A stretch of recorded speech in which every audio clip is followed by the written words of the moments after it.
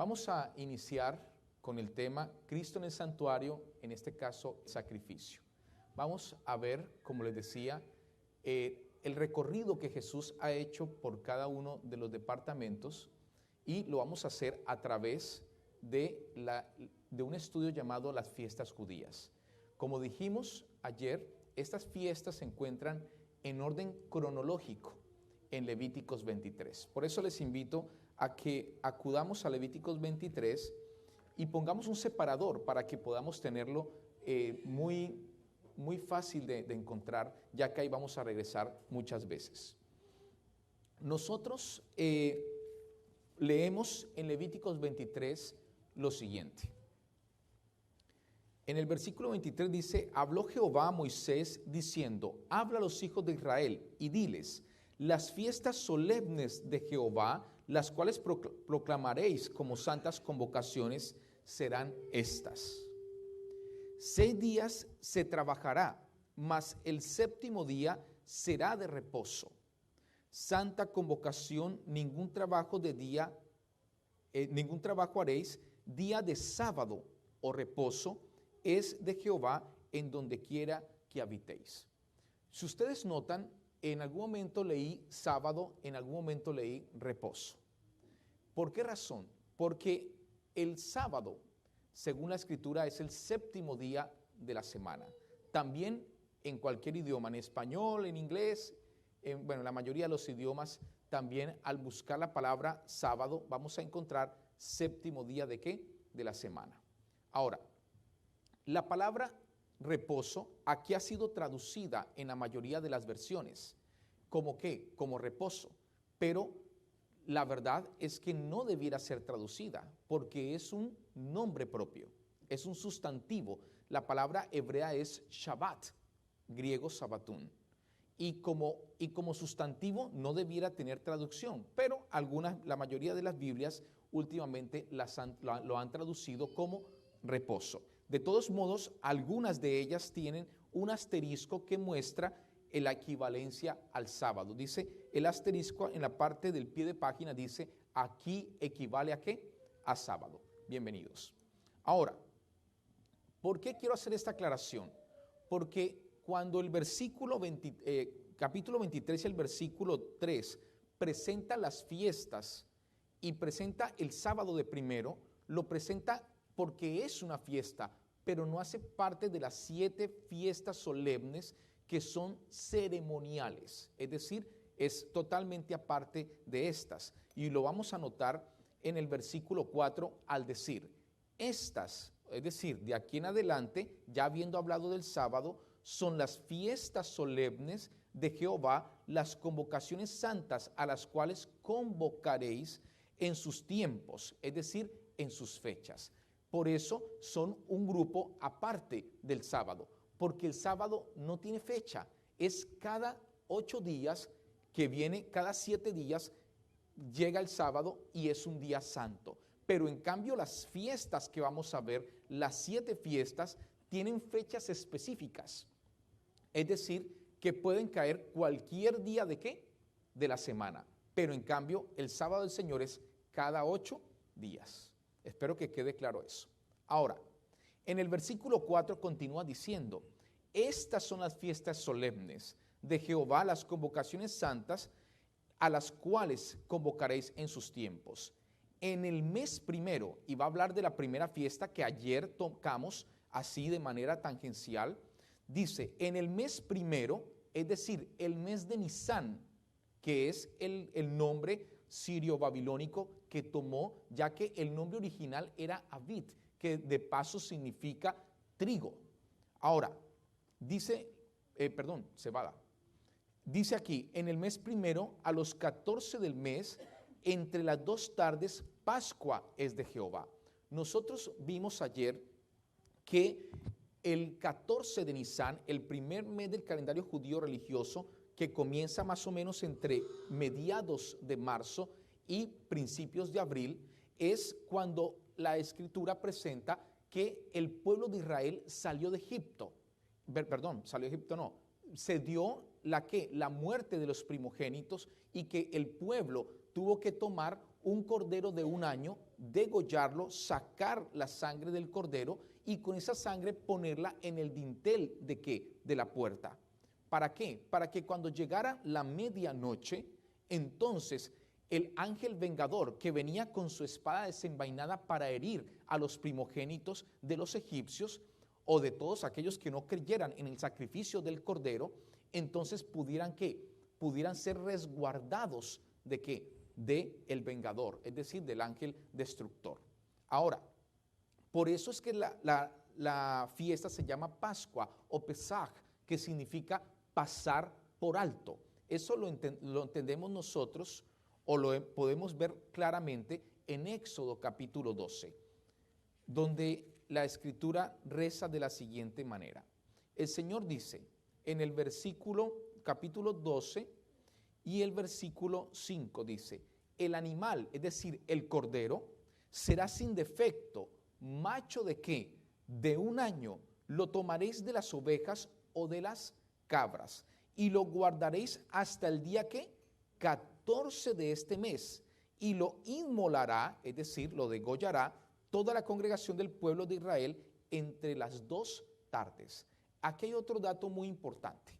Para los judíos los días no comienzan como para nosotros a las 12 de la noche, ¿verdad? Nosotros hablamos de que el día comienza a las 12 de la noche y entonces comienza un nuevo día. Para los judíos comienza el día y termina el día a la caída de la tarde, es decir, entre 5:30 y 6:30 de la tarde más o menos, dependiendo de la posición de la tierra con referencia a ¿qué? Al sol, en su movimiento de traslación. Ahora, entonces, tenemos que cuando se habla de las 2 tardes, se habla la caída de la tarde de un día hasta la caída de la tarde del siguiente día. Por ejemplo, aquí en Houston está cayendo más o menos entre 8:30, 8:32, la caída del sol, ¿verdad? Es decir, que en este momento estaríamos terminando un día y estaría por comenzar ¿qué? Un nuevo día. Eso lo explicaré un poco más adelante de manera más amplia. Ahora, lo que nosotros seguimos viendo es el versículo 12, donde la escritura sigue diciendo ahí en Éxodo capítulo 12, verso 12. Pues yo pasaré aquella noche por la tierra ¿de qué? De Egipto, es decir, a la caída de la tarde del 14 de Nisán, a la medianoche más o menos, iba a pasar el Señor a través del ángel y dice, y heriré a todo primogénito en la tierra de Egipto, así de los hombres como de las bestias, y ejecutaré mis juicios en todos los dioses ¿de qué? De Egipto, yo Jehová. Ahora, lo que está diciendo en esencia es, de acuerdo a la plaga, es que todos los primogénitos significa el primer varón nacido de mujer, iba a ser ¿qué? Herido, ¿por quién? Por el ángel. Es decir, que todo, tanto de los animales como de los seres humanos, todos iban a ¿qué? A perecer. ¿Por qué razón? Porque Dios había pedido al faraón que entregara su primogénito, en el sentido de quién, de su pueblo, era su primogénito. Versículo 13, y sigue diciendo, y la sangre del cordero sobre el dintel de la puerta será por señal en las casas donde vosotros estéis. Y veré la sangre, y noten lo que dice, pasaré ¿de qué? De vosotros. Esta es la palabra Pesaj o Pascua en hebreo. Y no habrá en vosotros plaga de mortandad cuando hiera la tierra, ¿en qué? En Egipto. Y este día, es decir, el día 14 del día de Pascua, os será ¿en qué? En memoria. Es decir, que siempre tenían que recordar lo que había pasado específicamente este día, el día 14 ¿de qué? De Nisán. Ahora, la siguiente fiesta que nosotros vemos, o bueno, vamos a volver a recordar, no, miremos la siguiente fiesta para que nos quede más fácil entender lo que vamos a decir ahora. La siguiente fiesta después de la Pascua la encontramos otra vez en Levíticos 23. Noten lo que dice el versículo 6 ahora. Capítulo 23 de Levítico, versículo 6 en adelante. Y a los 15 días de este mes, es decir, el día después de la Pascua, es la fiesta solemne de los panes sin levadura. A Jehová por 7 días comeréis panes sin ¿qué? Sin levadura. Es decir, la fiesta de la Pascua era el día 14. El siguiente día era el día ¿qué? 15. Durante 7 días, es decir, 15, 16, 17, 18, 19, 20 y 21. Durante 7 días era la fiesta de los panes sin levadura o panes ácimos, como también se le llama. Ácimo significa sin levadura. Se celebraba esta fiesta de una manera totalmente festiva, ya que la fiesta de los panes sin levadura era una fiesta de regocijo. Y más adelante voy a explicar que hay fiestas de regocijo y fiestas de aflicción. Y ustedes dirán, ¿cómo puede haber una fiesta de aflicción? Ya vamos a entender ese concepto. Por ahora, lo que necesitamos comprender es que esta fiesta, que iba desde el 15 de ¿qué? De Nisan hasta el 21, tenía una particularidad que no tenía la fiesta de la Pascua. Noten que la fiesta de la Pascua era un solo día, el 14, pero la de los panes sin levadura tenía 7 días. Pero el primer día de ¿qué? De la fiesta y el último eran días de descanso, es decir, eran días de sábado o días de reposo ceremonial. ¿Qué quiere decir ceremonial? Quiere decir que no eran el sábado séptimo día de la semana, de acuerdo al mandamiento en Éxodo 20, 8 al 11, sino que eran días de descanso o por festividad. No sé, por ejemplo, en este país nosotros escuchamos hablar que hay una festividad muy famosa, es el Día de la Independencia, el 4 de ¿qué? De julio, que muy pronto viene, ¿verdad? Pues sabemos que es un día de fiesta por fecha. Y no importa qué día caiga el 4 de julio, ese día es fiesta. Eso pasaba ¿con qué? Con los días del Pentecostés, de los panes sin levadura o los panes ácimos. El primer día, que era el 15 de Nisan, y el 21 de Nisan, que era el séptimo día, eran días de sábado. ¿Por qué? Por fecha. ¿Están conmigo hasta aquí? ¿Es esto claro hasta aquí? Muy bien. Y es lo que nos dice precisamente el siguiente versículo al decir de la siguiente manera. El primer día de ¿qué? De la fiesta, o sea, ¿qué día? ¿El día qué? 15 de Nisan, tendréis santa convocación. Y noten lo que dice, ningún trabajo de siervo ¿qué? Haréis. Si no hay que hacer ningún trabajo, quiere decir que es un día de ¿qué? De descanso o de reposo. ¿Están conmigo? Dice el versículo 8, y ofreceréis a Jehová 7 días ofrenda encendida, lo que ya les dije, 15, 16, 17, 18, 19, 20 y 21. Pero noten lo que dice, el séptimo día de ¿qué? De la fiesta, es decir, el día 21, será santa convocación, tampoco ¿qué? Ningún trabajo de ¿qué? De siervo haréis. Es decir, era un día de sábado ceremonial. Yo quiero decirles desde ya que así como hay 7 fiestas ceremoniales, también hay 7 sábados ceremoniales. Y los 2 primeros los encontramos en la fiesta de los panes ácimos o de los panes sin levadura. Hasta aquí quiero hacer un pequeño paréntesis para decir lo siguiente. La fiesta de la Pascua y la fiesta de los panes sin levadura normalmente eran intercambiables, es decir, se confundían. ¿Por qué? Porque iban seguidas.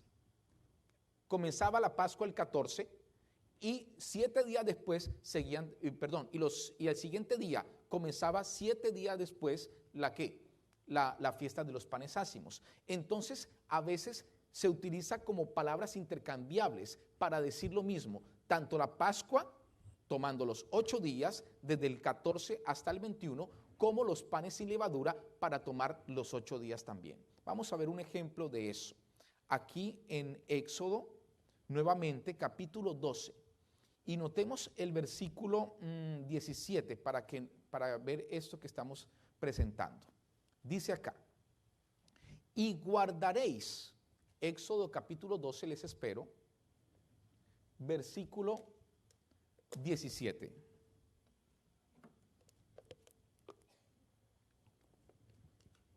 ¿Están conmigo? Muy bien. Dice, y guardaréis la fiesta de los panes sin levadura. ¿Cuál fiesta? La de los panes sin levadura o panes ácimos. Porque en este mismo día saqué vuestras huestes de la tierra de Egipto. Oh, pero no fue ese mismo día. No fue el día de los panes sin levadura. Fue realmente el día de la Pascua. Ya que cayó la tarde del 14 de Nisan, comenzó el 14 y comieron el cordero pascual. A la medianoche, ¿qué hizo? Llegó la plaga y el faraón, cuando pasó la plaga a la medianoche, más o menos una hora, no sé cuánto tiempo, mandó a llamar a Moisés y a quién. Y Aarón les dijo, salgan lo más pronto posible de aquí y vaya, hagan lo que tengan que hacer. Es decir, que salieron ¿qué día? El 14 de Nisan, pero notan que aquí está hablando como si hubiese sido ¿qué? En la fiesta de los panes sin levadura. Ahora, no hay confusión, van a ver lo interesante de esto. Porque en este mismo día saqué vuestras huestes de la tierra de Egipto, por tanto guardaréis este mandamiento en vuestras generaciones por costumbre perpetua. Noten qué día fue ese, versículo 18. En el mes primero, el mes de Abib, calendario judío religioso, palabra hebrea, o mes de Nisan, sirio babilónico, el nombre, comeréis los panes sin levadura desde el día ¿qué? 14 del mes por la tarde hasta el 21 del mes por la tarde. ¿Notaron eso? Miren que está cogiendo tanto la Pascua como los panes sin levadura. Es decir, está tomando los 8 días. 14, 15, 16, 17, 18, 19, 20 y 21. A pesar que está hablando de ¿qué? De dos fiestas diferentes, las unifica. ¿Ok? Miremos otro ejemplo, porque aquí se le llama panes sin levadura a los 8 días incluyendo la Pascua. Pero vamos a ver donde se le llama a los panes sin levaduras, se les llama Pascua, incluyendo los panes sin levadura. Notemos Números 33, versículo 3. Números 33, verso 3. Dice así, dice Jehová, Números capítulo 33 y el verso 3. De Ramasés salieron en el mes primero, a saber Nisan, a los 15 días del mes. Recuerden que a los 15 días comenzaba ¿qué? Los panes sin levadura. Del mes primero, el segundo día de la ¿qué? Pero la Pascua no son 2 días, es un solo día. ¿Notaron aquí esto? Y qué interesante, ¿no? La Pascua, estoy en Números 33:3. La Pascua es un solo día, que es ¿qué? Panes 14 de Nisan. Los panes sin levadura son 7 días, comienzan el 15, pero aquí Dios está hablando que también está tomando panes sin levadura como si fuera parte de la Pascua. ¿Notaron? Es decir, y la pregunta es, ¿por qué se utilizan las dos fiestas como si fuera una en algunos relatos? La razón es, como dije al principio, porque están seguidas. 14 Pascua, 15 al 21, panes sin levadura. Esa es la primera razón. Pero la más importante es porque ambas fiestas señalan al mismo evento. ¿Y cuál es ese evento? La muerte de Cristo Jesús, que fue lo que vimos ayer, pero hoy vamos a verlo más completo. En Primera de Corintios, capítulo 5, nosotros encontramos en el versículo 7 lo siguiente, versículos 7 y 8. Primera de Corintios, capítulo 5, versículos 7 y 8. Reza de la siguiente manera. Primera de Corintios 5, versículos 7 y 8. Dice el apóstol Pablo, noten cómo utiliza los dos términos de manera intercambiable, tanto Pascua como panes sin levadura. Limpiaos pues de la vieja levadura, para que seáis nueva masa. ¿Sin qué? Sin levadura como sois, porque nuestra ¿qué? Pascua, que es Cristo, ya fue sacrificada ¿por quién? Por nosotros. ¿Notaron eso? Aquí en el versículo 7 se utiliza la expresión de la levadura y se utiliza Pascua de manera intercambiable. Ahora noten el versículo 8.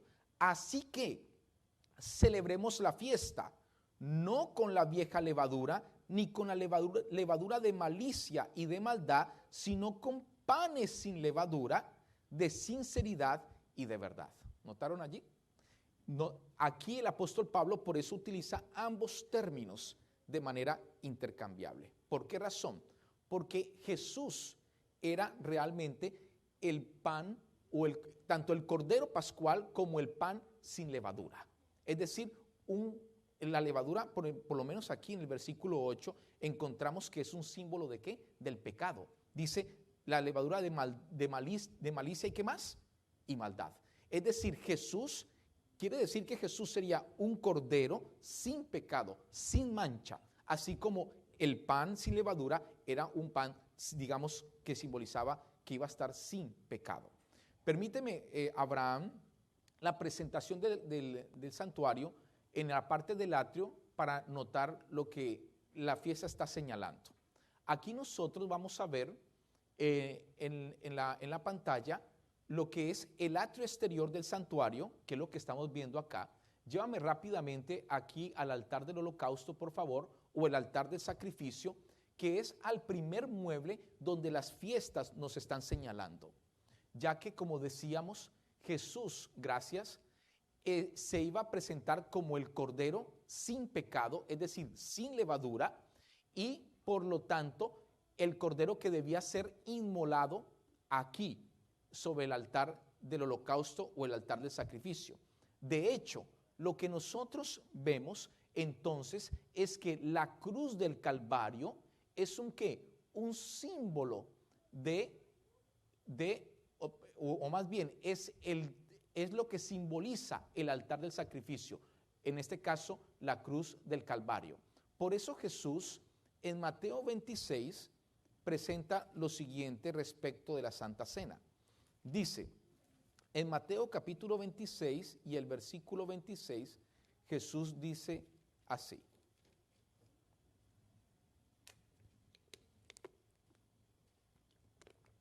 Mateo 26, verso 26.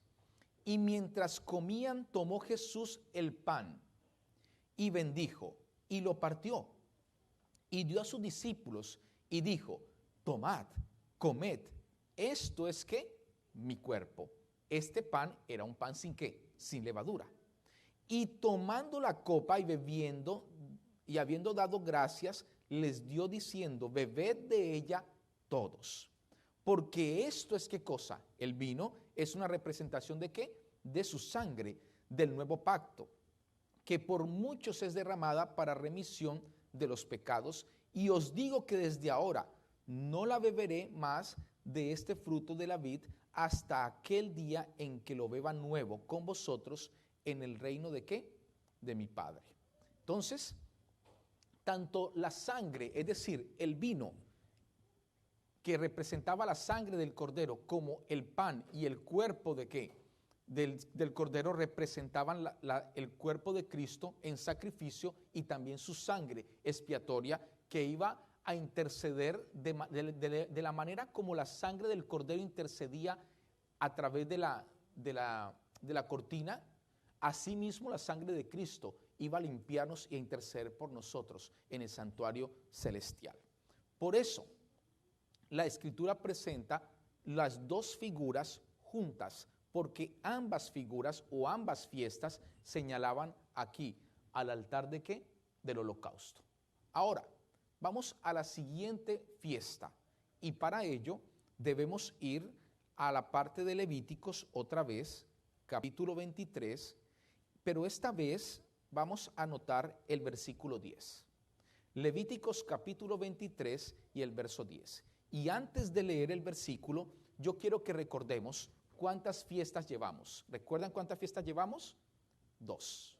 ¿Cuáles son? La Pascua, 14 de Nisan, y panes sin levadura, 15 del Nisan hasta el 21 de ¿qué? De Nisan. Yo voy a estar repitiendo porque en la repetición se halla la retención, ¿ok? Muy bien. Vamos entonces a leer el verso 10 para notar lo que dice allí. La siguiente fiesta dice: habla a los hijos de Israel y diles, cuando hayáis entrado en la tierra que yo os doy, y seguéis su mies, traeréis al sacerdote una gavilla por primicia, de los primeros frutos de vuestra siega. Noten lo que sigue diciendo. Y el sacerdote mecerá la gavilla delante de ¿quién? De Jehová, para que seáis aceptos. El día siguiente del día de sábado la mecerá. ¿Qué día es el siguiente del sábado? El día domingo, es decir, el primer día de la semana. Lo que nosotros vemos aquí es que la tercera fiesta del calendario judío religioso es la fiesta de las primicias. La fiesta de las primicias tiene que ver con algo muy interesante y es las cosechas. En Israel había 2 temporadas de cosechas. La primera temporada de cosechas eran las cosechas de los granos, a saber, la cebada y el trigo. Precisamente en el mes de Nisán era cuando se recogía la cosecha de cebada. Y 3 meses o 2 meses después, en el mes de Shiván, el tercer mes del calendario judío religioso, se recogía la cosecha de trigo. Precisamente es la que vamos a ver en la siguiente fiesta, que es la fiesta del Pentecostés. Ambas eran fiestas ¿de qué? De cosecha. Pero se hacía algo especial. En el caso por lo menos de las primicias, se hacía lo siguiente. El sacerdote, el sumo sacerdote normalmente, se pasaba por todos los cultivos de cebada del pueblo de Israel y escogía la mejor era, es decir, donde la espiga de la cebada estuviera más gorda, más gruesa, y entonces apartaba o separaba un pedazo de ¿qué? De esa era, porque de allí iba a tomar la gavilla. ¿Qué es la gavilla? La gavilla es un manojo. ¿De qué? De este caso, de cebada. Entonces, el día en que caía la fiesta de las primicias, que ahorita lo vamos a calcular, iba y tomaba esa gavilla o ese manojo y la llevaba hasta el santuario, donde ya hemos visto, y allí ofrecía el nuevo grano a Dios antes que fuera usado. ¿Por quién? Por el pueblo. ¿Cómo lo ofrecía? Lo cernía, es decir, quitaba toda la hojarasca y presentaba el grano limpio delante de Dios. Lo interesante es que nadie podía coger de este grano hasta que antes el sacerdote quisiera presentar el grano ¿a quién? A Dios. Por eso se llamaba primicia ¿de qué? De los primeros frutos de la cebada, en este caso la cosecha de la cebada. Ahora, lo interesante de esta fiesta es que no tiene, a diferencia de las demás, no tiene fecha específica. Tanto la fiesta de las primicias como la fiesta del Pentecostés hay que calcularlas a través de condiciones o características específicas. La primera condición de la fiesta de las primicias es que caía un domingo. Siempre era el día ¿qué? Domingo. Al igual que el Pentecostés, ustedes lo van a ver. Porque precisamente decía que se mecerá después de ¿qué? Del día de sábado. ¿Recuerden? Ese se está refiriendo al séptimo día de la semana. La segunda condición, que no es tan conocida, es que la fiesta de las primicias siempre caía dentro de la semana de los panes ácimos. ¿O los panes sin qué? Sin levadura. ¿Qué quiere decir esto? Quiere decir que la fiesta de la Pascua, la fiesta de las primicias y la fiesta de los panes sin levadura caían todas en un lapso de 8 días. Las 3 fiestas caían ¿qué? En un lapso de 8 días. Ahora, vamos a ver si me hice entender. Por ejemplo, cuando Jesús murió en la cruz, la fiesta, el 14 de Nisán, cayó un miércoles. un miércoles, no, un jueves, jueves en la tarde. Entonces, imaginemos la caída de la tarde, digamos que aquí es Jerusalén, ¿verdad? Y aquí cae la tarde a las 8:30. Bueno, así que a las 8:30 del jueves termina el día 13. ¿De qué? De Nisan. Y después de las 8:30 comienza el ¿qué? El día 14, en la tarde, cuando ya ha oscurecido. ¿Están conmigo hasta aquí? Muy bien. Tenemos entonces el día 14 de Nisan, del jueves en la tarde, a la caída de la tarde, hasta el viernes en la caída de la tarde. ¿Es el día qué? 14. ¿Ok? El día 15 sería ¿qué? Ya comienzan las primicias, el viernes 8:30 cayendo la tarde. ¿Hasta qué día? Hasta el día sábado a las 8:30 en la tarde. El día 16 sería el sábado en la tarde, 8:30 en la tarde, hasta el domingo 8:30 en la tarde. Pero como es el primer domingo, ¿después de qué? De la Pascua, entonces el día 16 de Nisan cayó primicias en el tiempo de Jesús. ¿Cuántos están conmigo? Gracias por ese amén. Muy bien. Ahora, si esto es claro, vamos a complicarlo. Ya dijimos que las primicias caen domingo. También dijimos que es el primer domingo después de ¿qué? De la Pascua. Y que siempre, ¿qué cosa? Las primicias caen dentro de la semana de panes sin levadura. Es decir, entre el 15 hasta el 21. Durante ese lapso cae primicias. Por ejemplo, si la Pascua, es decir, el 14 de Nisan, cae un domingo, tendría que esperar ¿hasta qué? Hasta el siguiente domingo para que caiga ¿qué cosa? Primicias. Porque es el primer domingo ¿de qué? Después de la Pascua. Es decir, no puede caer el domingo. Si el 14 de Nisan cae domingo, no puede caer ese día, sino que el siguiente domingo. Es decir, que sería hasta el 21 de Nisan, el día de primicias, que sería el último día de los panes sin levadura en este caso. ¿Quedó claro esto? ¿O quiere que hagamos otra vez el ejercicio con otro día? Vamos a hacerlo porque los veo a ustedes todavía como que no quedó muy claro. Por allá veo que sí. Bueno, vamos a hacerlo de esta manera. ¿Qué día quieren? ¿El lunes, martes? ¿Qué día quiere que caiga la Pascua? No, el jueves ya lo hicimos.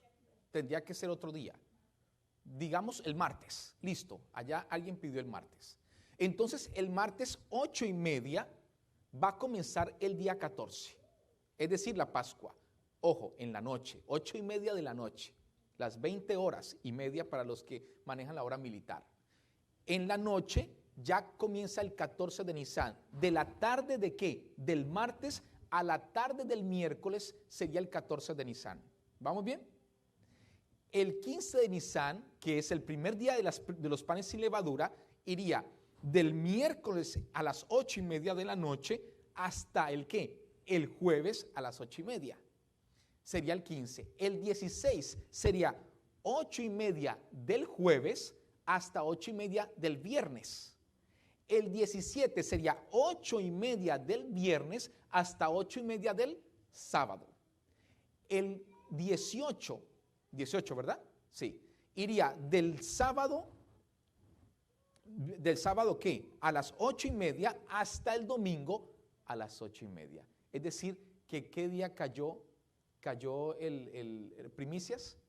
Caería el día ¿qué? 18 de Nisan. ¿Notaron eso? Porque ya saben, el domingo para ellos comienza la caída de la tarde del sábado hasta la caída de la tarde del domingo. Sería 18 de Nisan. Muy bien. Ahora, ¿por qué es importante saber calcular las primicias? Porque la siguiente fiesta depende del cálculo de primicias. Porque comienza su cómputo precisamente en el día de primicias. Pero antes de ver esa fiesta, vamos a desarrollar esta fiesta que hemos visto para que veamos de qué manera Jesús cumplió también con la fiesta de ¿qué? De las primicias.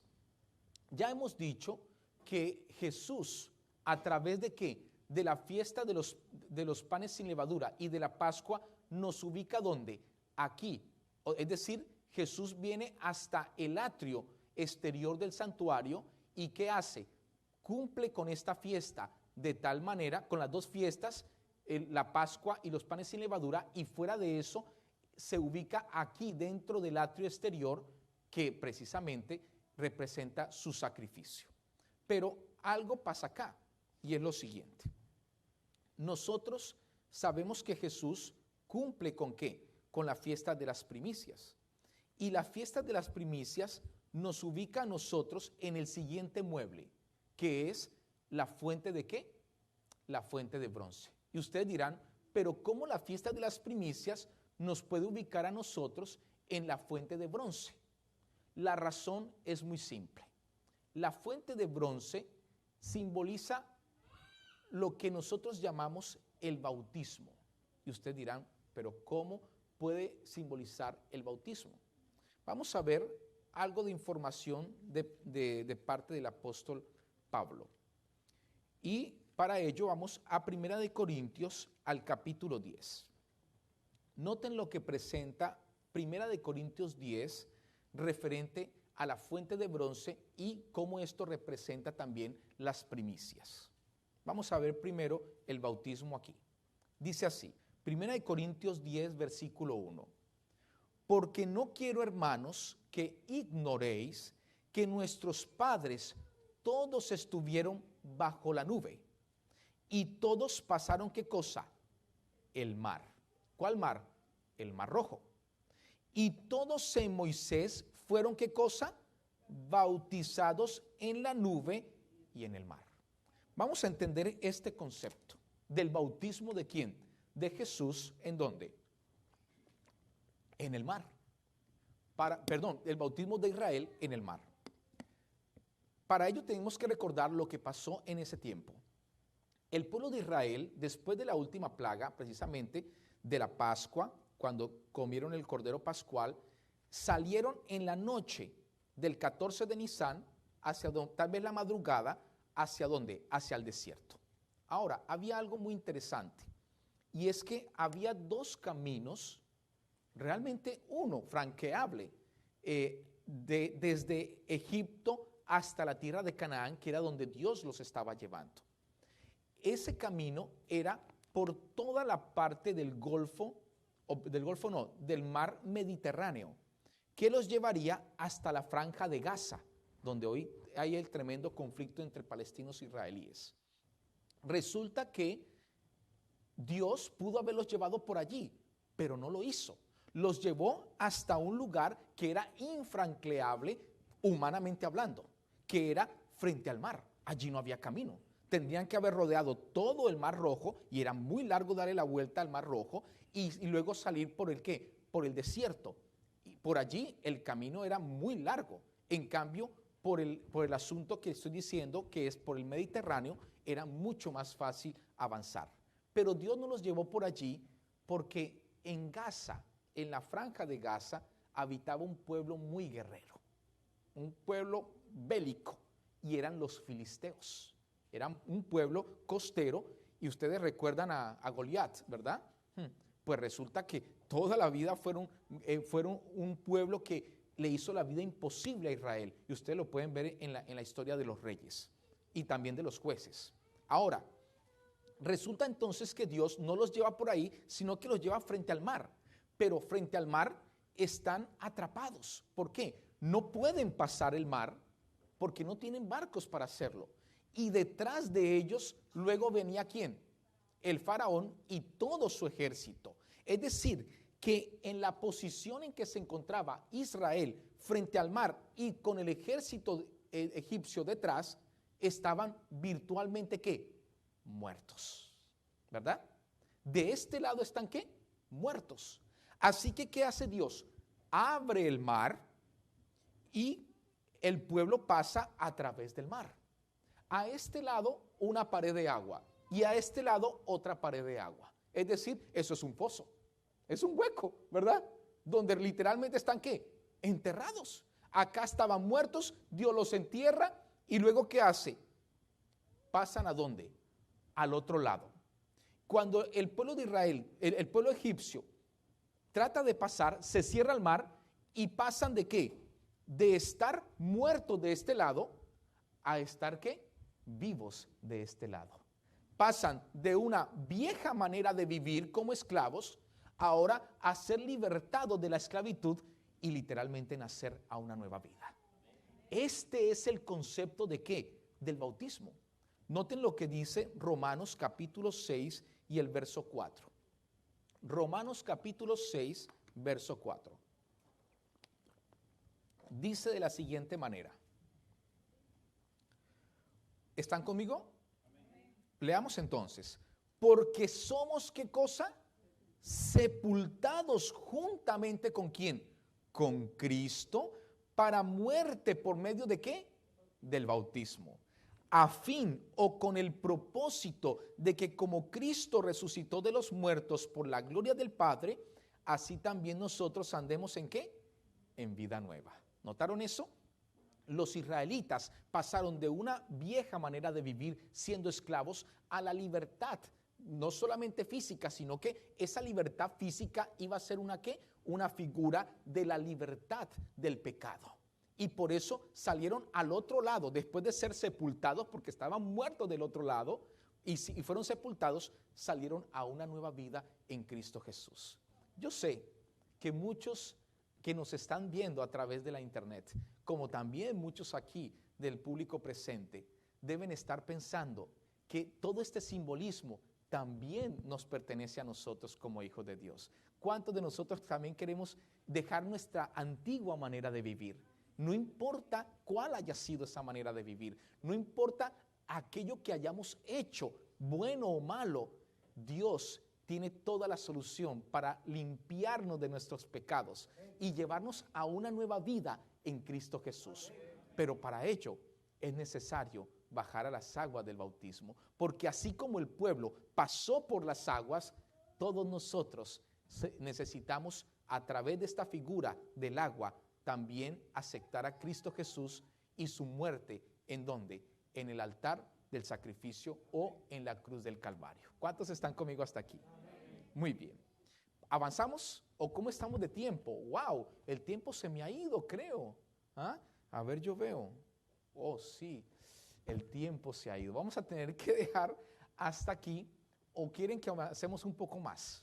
¿Un poco más? Bueno, vamos a avanzar un poco más. Aunque creo que vamos a tener que ponerle pausa para mañana y no vamos a alcanzar a ver toda lo que queríamos mostrar de la fiesta. Por ahora vamos a mirar Génesis, 1 Corintios 15 y vamos a ver cómo Jesús, todavía no hemos mostrado qué cosa, la conexión entre el santuario y el mar. ¿Recuerdan que habíamos dicho eso? Ok, así que no vamos todavía a 1 Corintios 15, sino que vamos a ir a Segunda de Crónicas. Vamos a mirar el capítulo 4 y el verso 2. Y van a notar algo interesante. Segunda de Crónicas, capítulo 4 y el verso 2. Noten lo que dice la escritura aquí. Segunda de Crónica, capítulo 4, verso 2. Aquí se está hablando ya no del qué, del santuario de Moisés, de la tienda en el desierto, sino que se está hablando del santuario que hizo Salomón, ¿ok? Y noten lo que cuando Salomón mandó a hacer el templo ya en Jerusalén, el templo que de hecho no había diseñado él, sino ¿quién? Su padre David. Pero Dios no le permitió a David, por tener sus manos tan llenas de sangre, con tantas batallas que había tenido, dijo, tú no me edificarás el templo, sino ¿quién? Tu hijo Salomón. Y noten lo que Salomón dice respecto de la fuente de bronce o la fuente de agua. Los dos nombres son equivalentes. Dice, versículo 1, Segunda de Crónicas, capítulo 4, verso 1. Hizo además un altar ¿de qué? De bronce. ¿Ven? Estamos hablando del altar de bronce. De 20 codos de longitud, 20 codos de anchura y 10 codos ¿de qué? De altura. Versículo 2. También hizo un ¿qué? Un mar de fundición. Pero está hablando ¿de qué cosa? De la fuente de bronce. el cual tenía 10 codos de un borde al otro, enteramente redondo. Su altura era de 5 codos y un cordón de 30 codos de largo lo ceñía alrededor. Versículo 3. Y debajo del mar había figuras de calabazas que lo circundaban, 10 en cada codo alrededor. Eran 2 hileras de calabazas fundidas juntamente ¿con qué? Con el mar. Noten el versículo 4. Estaba asentado sobre 12 bueyes, 3 de los cuales miraban al norte, 3 al occidente, 3 al sur y 3 al oriente. Y el mar descansaba sobre ellos, y las ancas de ellos estaban ¿hacia qué? Hacia adentro. Noten el versículo 6. Hizo también 10 fuentes y puso 5 a la derecha y 5 a la izquierda para lavar y limpiar en ellas ¿qué? Lo que se ofrecía en el holocausto, pero el mar era ¿para qué? Para que los sacerdotes se lavaran ¿en dónde? En él. Vamos a mirar rápidamente la figura de la fuente. ¿Recuerdan ustedes que cuando el sacerdote sacrificaba aquí los animalitos, tanto el cordero, el macho cabrío, en fin, y los carneros, él luego llegaba ¿a dónde? A la fuente de bronce, ¿para qué cosa? Para lavarse las manos, sus pies y entrar descalzo, ¿en dónde? En el santuario. Pues acá nos está diciendo Segunda de Crónicas que el mar de fundición cumplía ¿qué cosa? La función de que el sacerdote se lavara las manos, se pudiera lavar las manos y los pies. Noten entonces cómo la palabra fuente de bronce y mar es exactamente ¿qué? Lo mismo. Pero recuerden que ¿por qué le puso mar? ¿A qué? A la fuente de bronce Salomón, aparte de las otras 10 fuentes para lavar los utensilios y todo lo que se utilizaba en el sacrificio de los animales. Lo hace ¿por qué? Porque la fuente de bronce es un símbolo ¿de qué? Del bautismo, precisamente del bautismo del pueblo de Israel a través ¿de qué? Del Mar Rojo. ¿Cuántos están conmigo hasta aquí? Quedamos entonces conectando ¿qué cosa? El concepto ¿de qué? Del bautismo, ¿con qué cosa? Con la fuente de bronce, que es el segundo mueble en el atrio del santuario, es decir, en el patio del santuario. ¿Vamos bien hasta aquí? Ok. Ahora, ustedes dirán, ¿cómo ese concepto puede estar unido a la fiesta de las primicias? Rápidamente vamos a explicarlo. Y la forma de explicarlo es la siguiente.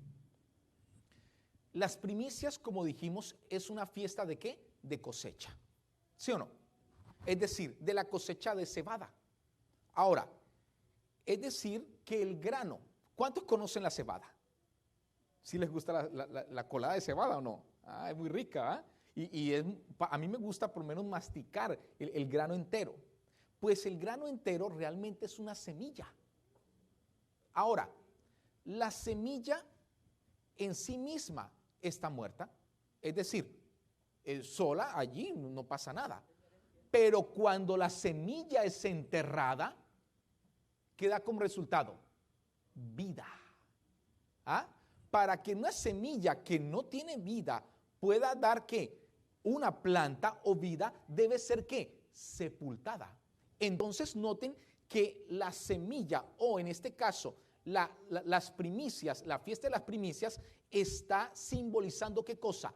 La resurrección. ¿De qué?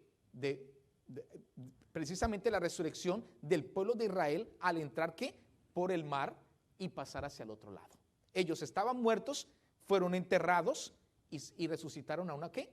A una nueva vida en Cristo, como lo presenta el bautismo. De igual manera, la semilla es enterrada para resucitar y dar una nueva vida. Así que las primicias simbolizan ¿qué cosa? Resurrección, como lo presenta la Escritura. Noten 1 de Corintios 15.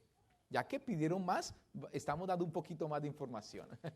1 de Corintios capítulo 15, y vamos a anotar el versículo 20. Dice así.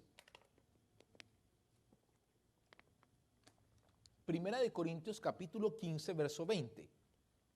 Mas ahora Cristo, ¿qué ha hecho? Ha resucitado como ¿qué? Como la semilla, como el pueblo de Israel al pasar el mar, hacia el otro lado estaban ya vivos, o resucitados después de estar muertos prácticamente, atrapados entre el mar y el ejército egipcio, ha resucitado ¿de qué? De los muertos. Y mira lo que dice, primicias de los que durmieron es ¿qué? Es hecho. Ah, qué interesante. Entonces quiere decir que Jesús cumplió con la fiesta de las primicias. ¿Es esto verdad? Es lo que vamos a ver el día de mañana.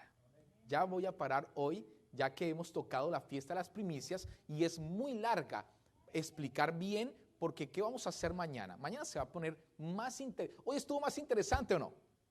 Yo les dije que se iba a poner muy interesante, pero mañana va a ser más interesante. Como que me llamo Alexander Barrera, les puedo asegurar que es así. ¿Y saben por qué? Porque vamos a hacer un ejercicio. Ustedes al principio dirán, uy, no, eso está muy complicado, esas fiestas, esas fechas, en fin. Pero vamos a ponerlo más fácil. ¿Por qué qué? Porque vamos a repetir más cosas de nuevo, a recapitular, y fuera de eso, ¿sabe qué vamos a hacer? Vamos a seguir a Jesús, fecha por fecha, día por día, evento por evento, desde la parte donde Él come la Pascua hasta la resurrección.